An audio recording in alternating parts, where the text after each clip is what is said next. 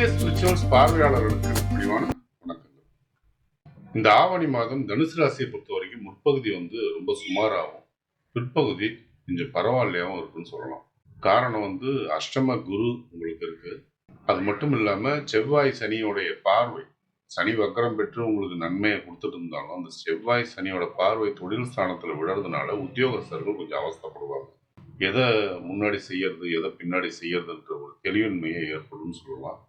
அதே நேரம் மத்தளத்துக்கு ரெண்டு பக்கமும் இடின்ற மாதிரி உங்களுக்கு கீழே இருக்கிற ஆட்களும் பிரச்சனை பண்ணுவாங்க. அதே சமயம் உயர் அதிகாரிகளும் உங்களுடைய கருத்துக்களுக்கு ஒத்துழைக்க மாட்டார்கள். அதனால கொஞ்சம் எச்சரிக்கையை கடைபிடிச்சுதான் வேலை செய்யணும். அலுவலகத்துல ஏதாவது வருமானம் வர்றதுக்கான வாய்ப்பு இருக்கிறது செப்டம்பர் 1க்கு மேலதான். அல்லது அலுவலகத்துல கடன்களை எதிர்பார்த்து அப்ளை பண்ணியிருக்கிறவங்களுக்கும் 1ஆம் தேதிக்கு அப்புறம் நல்ல செய்திகள் கிடைக்கிறதுக்கான வாய்ப்பு இருக்கு. சொந்த தொழில் செய்யக்கூடியவங்க நிச்சயமா பன்மடங்கு எச்சரிக்கையோட இருக்கணும். கடல் கடந்து வியாபாரம் செய்யக்கூடியவங்க நல்ல பொருள் ஈட்டுவாங்க. ஆனா செப்டம்பர் 1 வரை நிறைய எச்சரிக்கைகளை எடுத்துக்கணும். கடன் வாங்கி முதலீடு செய்யறது கொஞ்சம் ஆபத்தானது. இரும்பு, எரிபொருள், ரியல் எஸ்டேட்டு, கட்டுமான தொழில்கள், மருத்துவம், எலக்ட்ரிக்கல், அரசு சம்பந்தப்பட்ட துறைகள்ல ஒப்பந்தத்துல பணிபுரியறது, இதெல்லாம் ஆதாயத்தை அதிகம் கொடுக்கும். விவசாயம், ஆலயம் தொடர்பான தொழில்கள், மர சம்பந்தப்பட்ட வேலைகளில் ஈடுபட்டிருக்கிறவங்க இவங்கெல்லாம் எச்சரிக்கையை கடைபிடிக்கிறது நல்லது.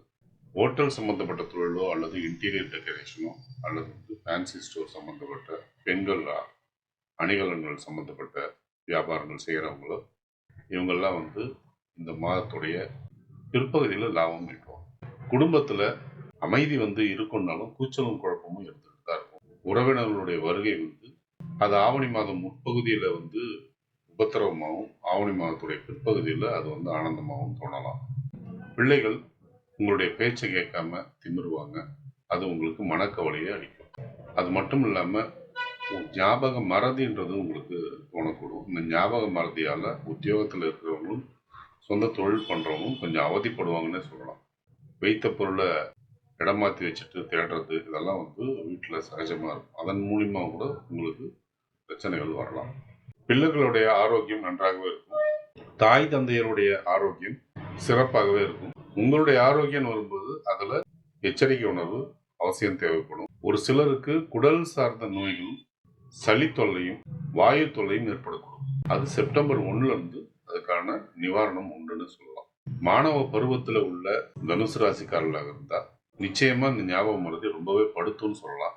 அதனால படிப்புல கவனத்தை அதிகம் பண்ண சூரிய வழிபாடு உதவும்.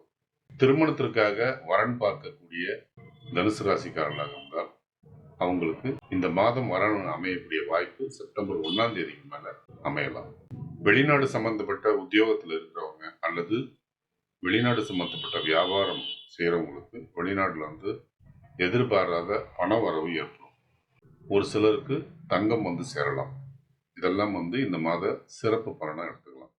முக்கிய முடிவுகளை எடுப்பதற்கு சாதகமான நாட்களை தேர்வு செய்வது மிகவும் நல்லது. உங்களுக்கு நல்ல தசாபுத்தி நடந்து கொண்டிருந்தால் பலன்கள் இருமடங்காக மாறும்.